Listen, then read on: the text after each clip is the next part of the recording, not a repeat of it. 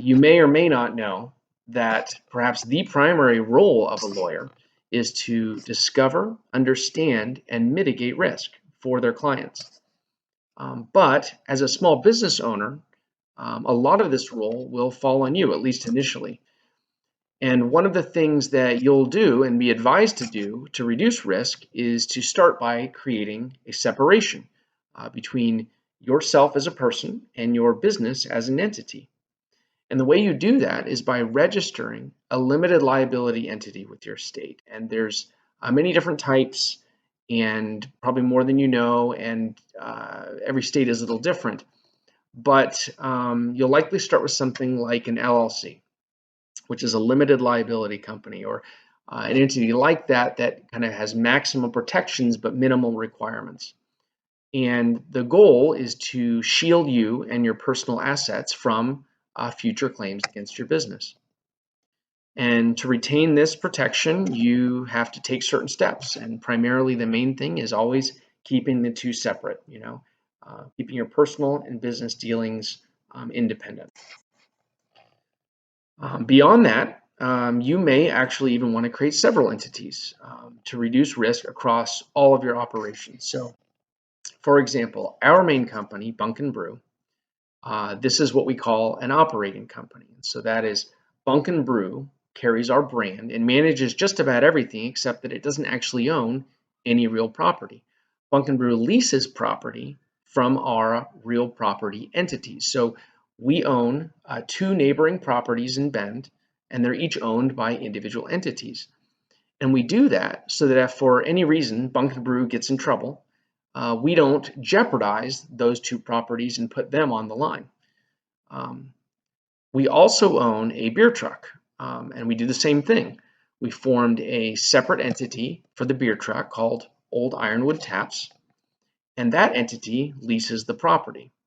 And we do that because the beer business, as wouldn't surprise you, is inherently risky. And so we don't want to necessarily jeopardize our lodging business in the case of a beer-related accident. So,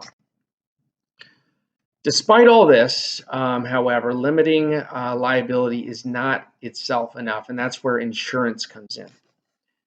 You may be able to protect yourself personally, and you may be able to silo risk across different entities, but that doesn't necessarily eliminate the possibility of unexpected events.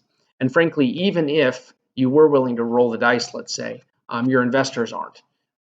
Typically, your bank, your lender, your investor, wherever you're getting money, they're going to insist on insurance because it protects their investment. So when operating a facility, there's essentially 2 types of insurance, property and liability. And if you own a home, you may already be familiar with residential insurance or homeowner insurance.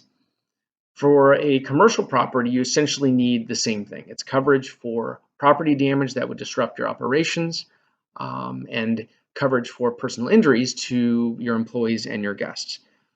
In addition, for our beer truck, at least in Oregon, you also need a separate additional liquor insurance, and that covers incidents that aren't covered necessarily by your general commercial insurance.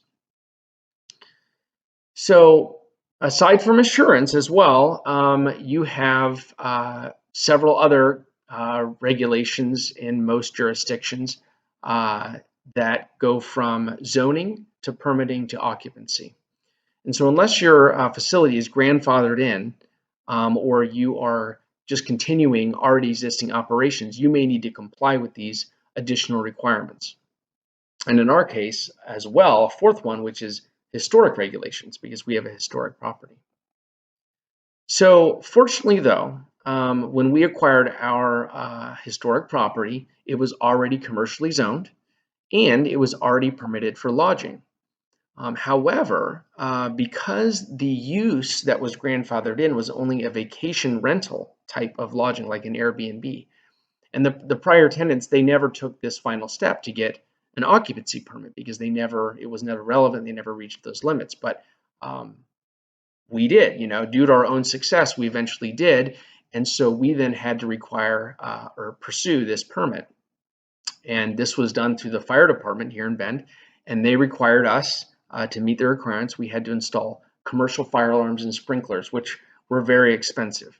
And then in addition, because we're a historic property, we had to go through this other process. And so the way it works in Bend is anything on the outside of your home is part of the historic jurisdiction. And so you have to go to the Bend Landmarks Commission, which is a group of local architects, historians, engineers, and designers who basically volunteer their time to preserve historic resources in Bend.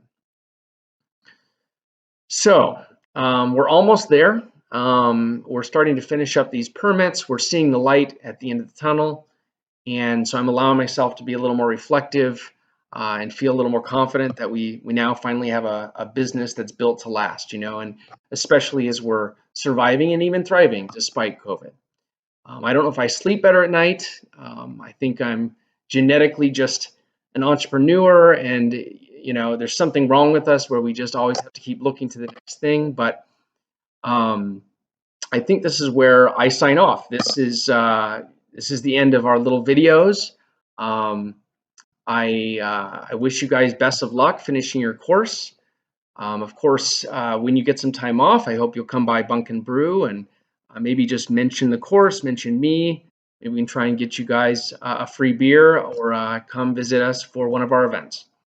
But in the meantime, best wishes, and I hope the best for you and all of your future ventures.